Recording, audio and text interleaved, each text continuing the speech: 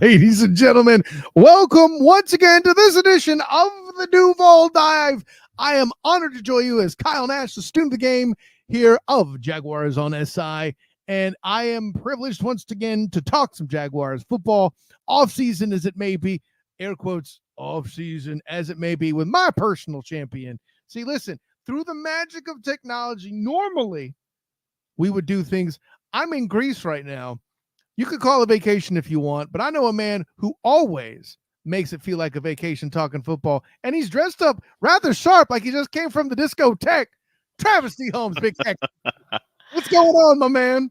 Man, I'm doing well. I just came from the discotheque. I would rather be coming from somewhere different, maybe the club, out of thunderclapping, See, something, man. I don't know. that's how they do clubs in Europe. It's the discotheque. That's, Oh, okay. I'm sorry. I'm sorry. I gotta get y'all on game. Teach y'all how to dance for real. I mean, hey, listen, what was the joke I made before? Like, you talking about thunderclap. I would be happy to see somebody going, red stripe, helping our Greek friends dance for over 80 years. Okay, that would be fine for me. And Wow. That sounded mad Irish though, but I got you. I know that wasn't my best Jamaican. I can't do it. I just didn't dare.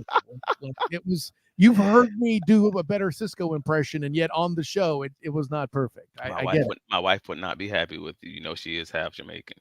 Yeah, well, if I did it too good, then it would be appropriation, right? Anyway, Lord.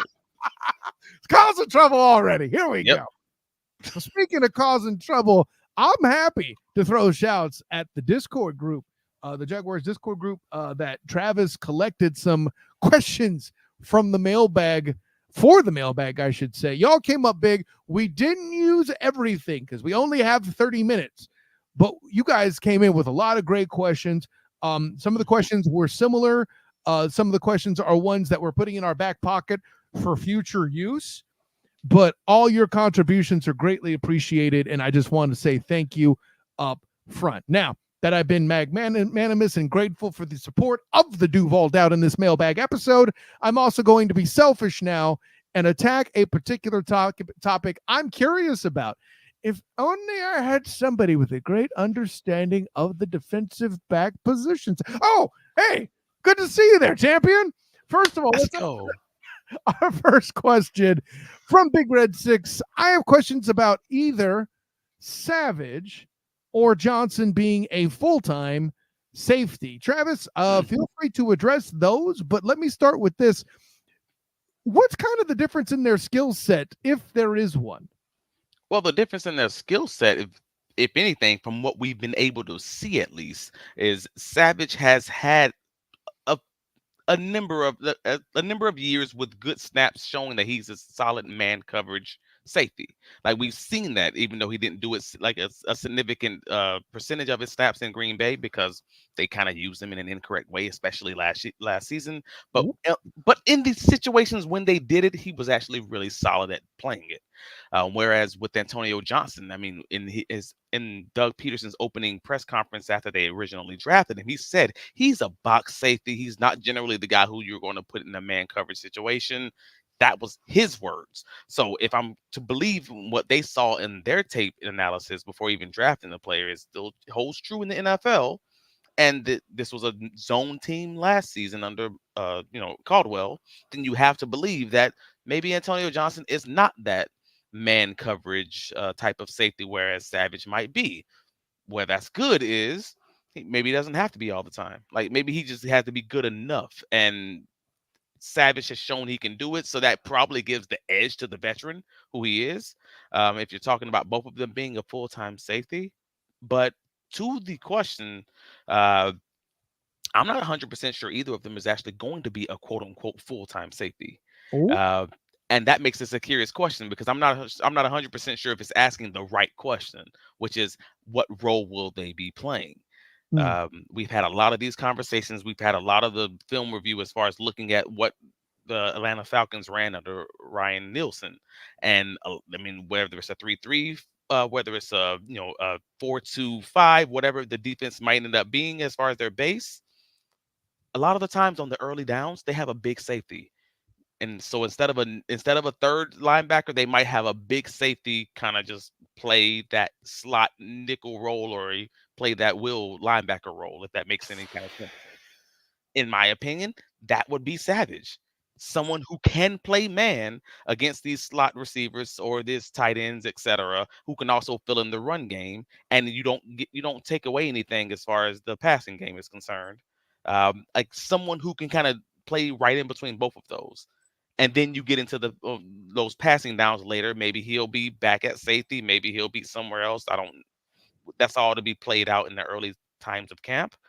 So maybe on early downs, you may see Antonio Johnson playing safety in the actual safety spot with Savage playing in that big safety role slash what nickel cornerback role essentially. I And mean, the assumption obviously too is they'll be sharing that third level with Andre Cisco. uh, Obviously. Cisco's the mainstay. He's on the field. If the defense is on the field, he's on the field. So that's my assumption there. And again, this is all just my opinion based on what I believe, based on what I've seen from these individual players and their skill sets so far.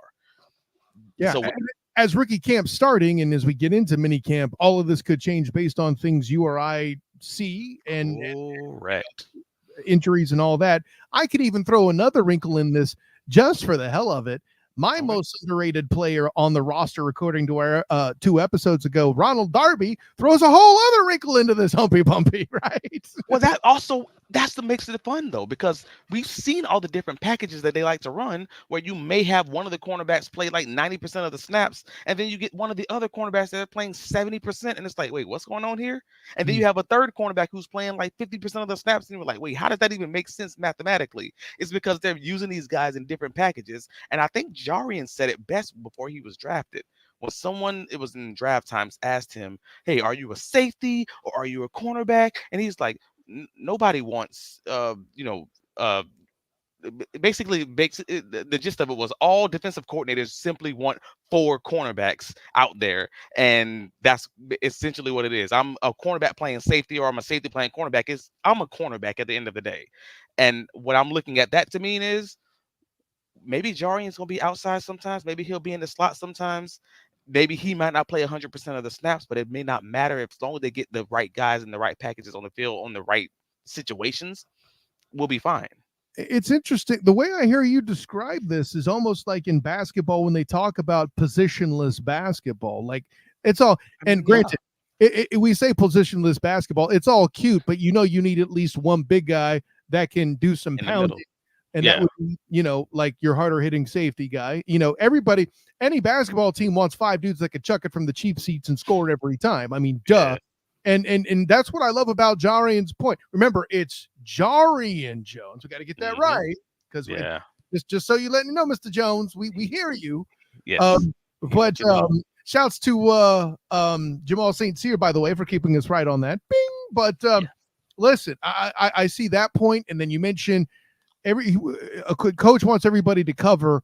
It's who's hitting harder, and then who's the guy that's a little smarter. I guess kind of the point guard of the defensive backs, if you will. That would always be Cisco. I don't think that's going to change. So, that's I'm glad I led with that question, because you blew my mind right there with just that concept. So this is why we're doing it. It's a lot like the old Broncos when they used to have these little mud-looking defenses. And again, Nielsen's very good at showing those phantom pressures where he's showing like there's 7 people blitzing and then only 2 come or only 4 come or whatever it may be. And that makes it interesting because, again, you don't know who's coming. You don't know who's going. Because you have 3 cornerbacks, maybe 4 cornerbacks on the field, but then 2 of them are blitzing or whatever it may be. It makes it a mess from a quarterback, from an offensive line, from offensive blocking. So you're no longer being reactionary, playing all this zone like Caldwell would always play. You are now basically putting your foot down on the gas and making the offense respond to what you do. And I love that. And if you have good cover guys that are covering at breakfast, remember, breakfast secondaries are secondaries that are good up front. Dinner secondaries or supper secondaries are ones that pick up later. If you're going to be a team that blitzes a lot or has a strong presence up front, which we're hearing the Jags will, you want that breakfast secondary. That's how you create the turnovers. What is it?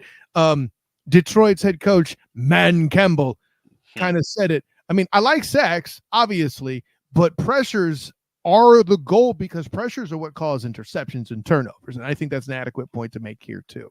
But Okay. great question, man. We're already 10 minutes in on that one answer. That was great. Let's jump to another Goodness. one. I know that'll get some depth for us here from NSFB. We talked all the possibilities here enough, especially on this show. But I think a discussion on the left tackle spot is interesting for 24 going into 25. Cam and Walker Little, Cam Robinson and Walker Little are in their final years of the contracts and would be curious to know what y'all think we do versus what Bulky will do, that's a hell of a conversation. Bonus question, next Jaguar to get a contract. Let's do the next Jaguar to get a contract question first because I think that's easier. It's Andre Cisco, right? Ooh. What are we doing here? It's obviously Andre Cisco. You don't think so? I think it's obviously Tyson Campbell. I mean, the fact that they've already been in conversation. I hear that. If I'm Tyson Campbell's people, I pound the table too, for the very reason this very intelligent-looking man who just came out of the discotheque has told me since Ryan Nielsen's acquisition that this is a man that runs a lot of man-style defense, and we don't know what Campbell is in that yet. So today, the answer is Andre Cisco because at the end of the day, you're still going to get a top guy at a position that's damn hard to find good talent in nowadays. I think Tyson Campbell would be insane if he even got a week into training camp before having a contract signed. Personally, that's my opinion, because if he has an ankle injury, he has a hamstring injury, he has anything that may throw the rest of his season off, I think negotiations end immediately. And all of a sudden, he's in a situation like Yannick Ngakoue where he's not able to get what he wants simply because he can't get on the field to get that. And you're stuck at that point. Like, then you're in a franchise tag situation, at the end of the season, and you're kind of in that prove it deal kind of scenario. Like, that's the worst case scenario from my perspective for him coming off that hamstring injury last year. He's wise to compromise and not push on the chips in the table here for that. That's an interesting point, obviously. But yeah, I think Nielsen's scheme upcoming and it about to be different is something I could work against him. I could. I maybe I front load it and leave myself the ability to cut bait. Gosh, if only there were GMs that did that. Oh wait, so and you have 2 seasons before Trevor's numbers really start getting up there. So yeah, that's how you want to do it. Just say it. He's one of many examples. Let's be clear. That's fact. But then let's go back to the offensive line question. He signs Cam and Walker Little's contracts.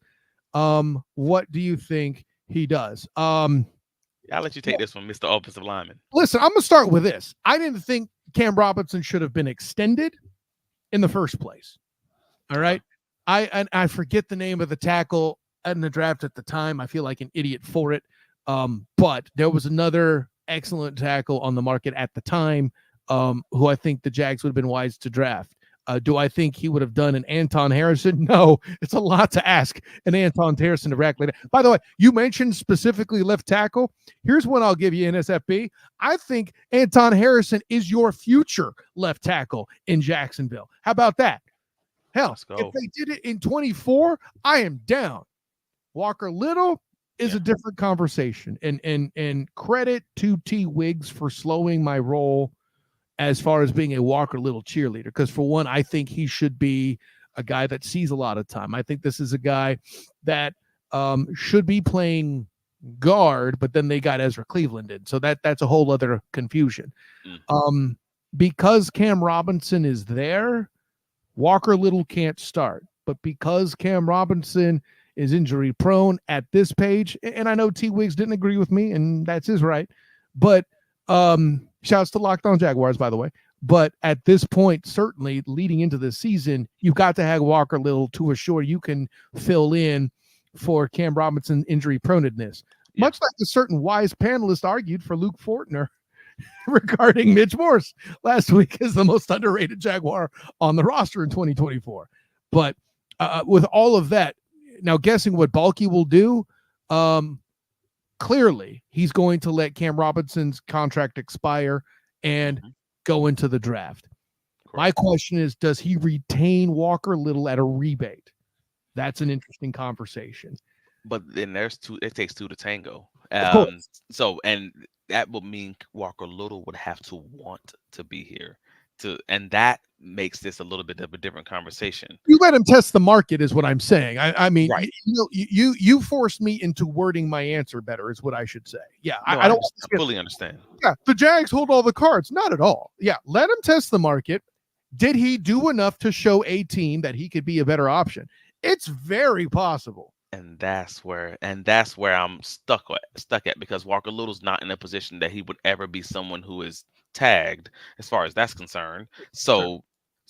Then you're kind of stuck with the possibility of all right, so you're going to lose that guy for the most part, no matter what, because I would believe it would be unlikely that he would be interested in staying after not being given the opportunity to start already. When I think most reasonable Jaguar fans have already said, just based on the money and the performance, that he probably should have already been the left tackle.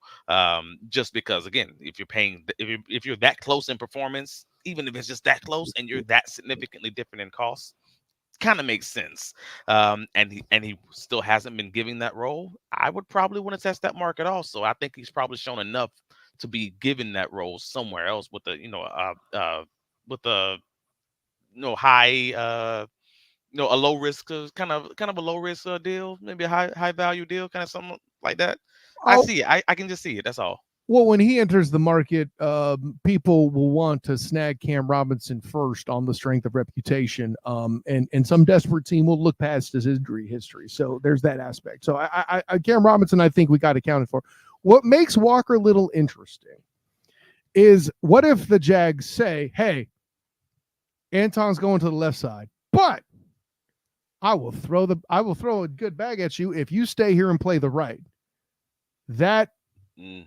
that's an interesting conversation because I think they need somebody in to teach the rookie that's going to fill Cam Robinson's proverbial spot. I mean, you should always draft beef anyway to some extent, which Trent Baalke will do. That's one thing about Trent Baalke, despite my bitterness towards what he did, to the fact that the damn Chargers now have a coach that I love that should have never left San Francisco in the first place. Hashtag I said it. Sorry. Wounds run deep. But I make those jokes and say those share that true pain to say there's going to need to be somebody in that's a veteran presence. I don't know that Anton Harrison is that guy in the tackle room, right? That's not wrong. Yeah, I think Walker could be. Think the offensive line version of Arden Key, that likable dude that's going to jump in there and be that teacher type. Now, is Walker Little that guy? I don't know. So See, I don't. So if I'm giving my prediction of what Trent Baalke will do, I will say first, if the Jaguars start the season, and we talked just last week about the fact that they start off with a rough, 5 to 6, well, realistically, first 5 games. And let's say the Jaguars start off winning, I don't know, one of those games or something like 1-4.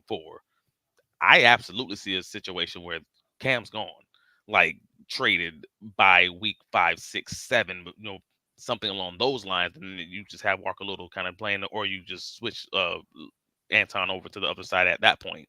I explored scenarios on Jaguars on SI involving trading him. Bing! Right. So I can see that. But on the off chance, let's just say let's not go crazy. And obviously, the Jaguars are 3-2 or they're 5-0 or whatever. At that point, then I could see a situation where it's just you have neither one of these guys signed.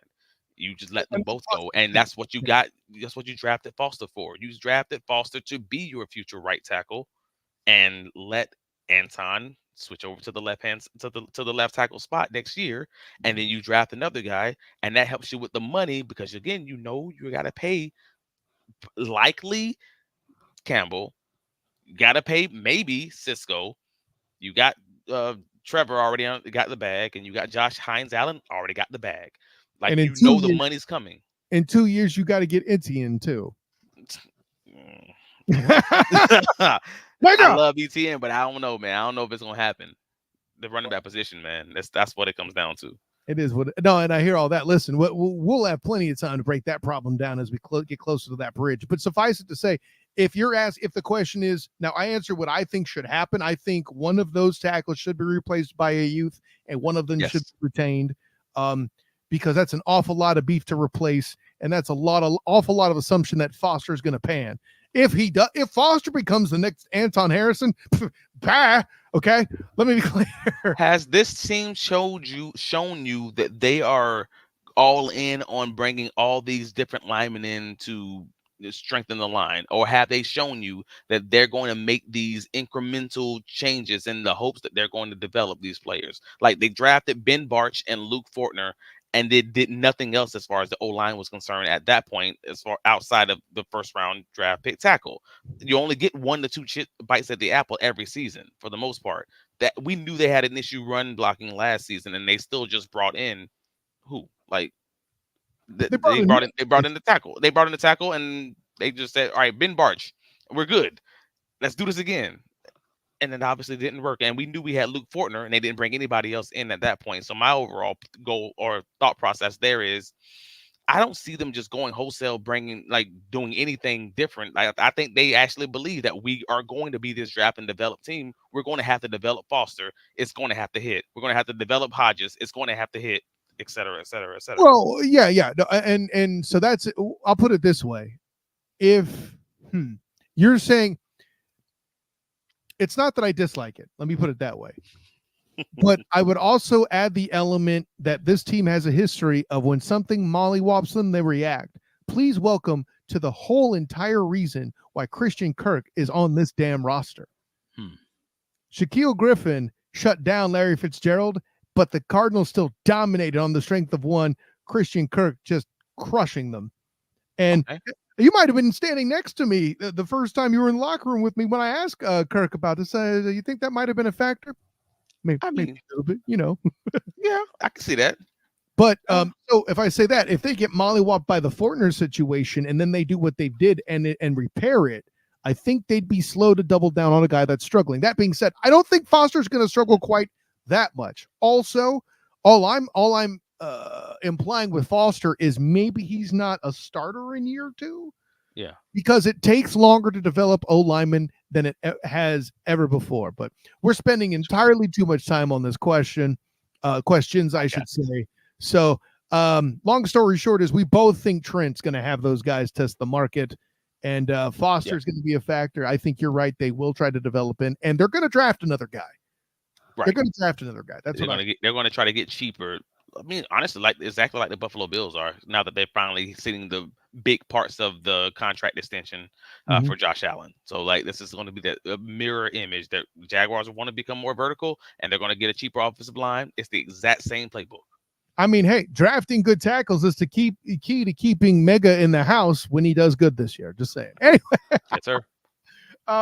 So with that in mind, let's go ahead and jump to this next question that I will flash on the screen here as soon as I hit the button. There we go. From the Burning Churro. I love that name, by the way. Is O-line still the biggest concern roster-wise, or has it shifted everywhere else? Now, I'll answer this first because my answer is quick. We already know what my answer is. Bam! Yes. Mega, make NTN great again. Fix the O-line. All that happy stuff. Travis, how do you answer? Oh man, shout out to Ryan Nielsen. I didn't know he was in the Jaguars Discord, but burning churro. Yeah, we talked about this in last week's Duval dive. Take a listen if for anybody who missed it. The Jaguars offensive line has to obviously be better at short yardage situations, running the ball specifically. We said that was going to be the biggest thing for this season. Yes, but is it the biggest concern? I have a problem saying yes to that immediately because my biggest concern is actually this young man on the screen.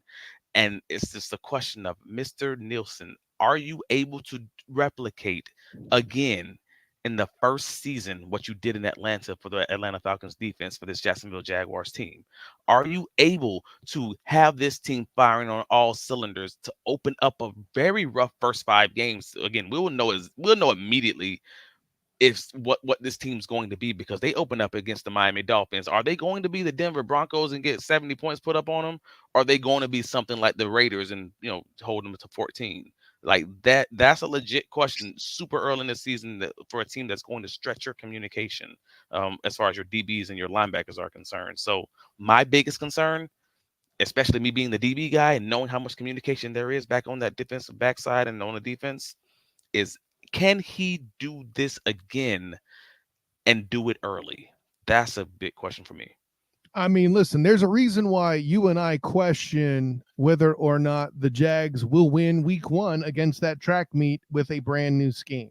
Uh, I'll Right. just I'll just leave that at that.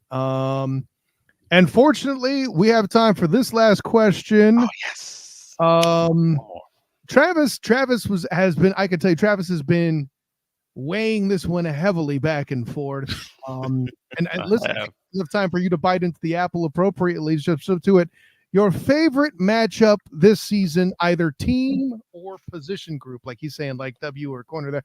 But we're gonna Yeah. take that as you meaning team or position group. So the Jaguars X position group versus this team's position group, or is there a particular team on the schedule you are looking forward to doing battle with, sir? I love his name though. I'm sorry. I forgot to read it. Hold on. I was too busy explaining the question. Eddie Ho Joe. All right. Oh, Joel. Okay. I mean, That's apparently he's a golfer. That's what he's referring to. yeah, that's yeah, he's a golfer. All right. So Discord group is wild. I'm telling y'all boys, y'all gotta join Jaguars Discord. Yes, if we're talking teams, it's hard not to say the Miami Dolphins early in the season. Again, it's just a barometer. It's like it's you will know who you are early. And it's not to say you can't come back if you have a bad game or that you're going to win the Super Bowl if you know blow the doors off of them. But it's a great gauge of where you are early in the season. And again, I love it. And I'm not going to say that game if you're talking position groups though. Like, but that Tyreek Hill versus Tyson Campbell and Cisco would be a very intriguing matchup that day. But um, I would probably go with something like I'm split. All right, let me talk about it. I'm split. I'm split between it being the Houston Texans who've been talking all this mad offseason nonsense, and they came to our house. They took our crown, man. They came and took your girl. They slapped you and took your crown, man. We got to get that back. We got to beat the best, They and we didn't were just the take best. your crown. They went into your liquor cabinet and took your crown and poured it in the Coke and had some drinks when they They were they done. they took the Crown and Coke. Yeah. Lord. All right. Yeah, so that's a rough one for me, but at the same time, we got the Detroit Lions on the schedule too. Man, And that's a hard one for me because in very many ways, but whether it's Trayvon Walker versus Hutchinson, or whether it's Dan Campbell versus Doug Peterson, or whether it's just the GMs and how the differences of how they've been building these teams up from nothing to something at the same time.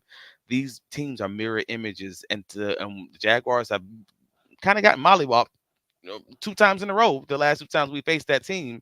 If you want a measuring stick in the middle of November, that's it. The Lions versus the Jaguars to see who you really are. Are you the team that's going to be physical up front and are you going to get pushed around for the third time in a row from this same team? That is a great measuring stick. The Lions versus the Jaguars. I'm with you. I would say it's the Lions myself, because it's very simple. You mentioned the first 5 games measure who somebody is. I don't agree because it's still young in the season. There's fewer preseason games. Yeah. Starters playing less preseason, and then there's a new scheme on defense coming in. All of the above. Okay. In November, if they do battle with Man Campbell and those Lions, the NFC runner-up Lions, um, that is a true measuring stick to me. If you just hang in that game, that's impressive in and of itself. You hang a W, then people are going to take you serious. That's fair. And it's at Detroit. In That should Detroit, be interesting. Yeah. point. So, Travis, tell the world. I can be found on all the socials. Travis D. Holmes. You can find my writings covering the Jacksonville Jaguars at bigcatcountry.com. Training camp starts next week, guys. If you haven't already, and we've been warning you over and over and over again, these things they go quickly. There are still a few dates left on the Jaguars website. Go to Big Cat Country. We have the link posted there. We also have the FAQs. If you got babies and stuff, you can't bring strollers. There's a few different things you might want to look at. Take a look at the weather. We got it all listed right there for you. It's all one article. Just take a look. Favorite the site. You know what to do.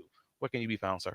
keep those parents and new parents involved and protected. I like that. I'm Kyle Nash, the student of the game. You can find me on Twitter, Instagram, and Threads at the SOTG. Find me on Facebook as the student of the game. Check out my writings with the Jaguars on SI, as well as my work with the Black and Gold Banneret covering UCF, and my work with the 3-point conversion A7B Sports covering the Orlando Magic, and of course the Student of the Game podcast. We are doing the 2024 NFL division previews.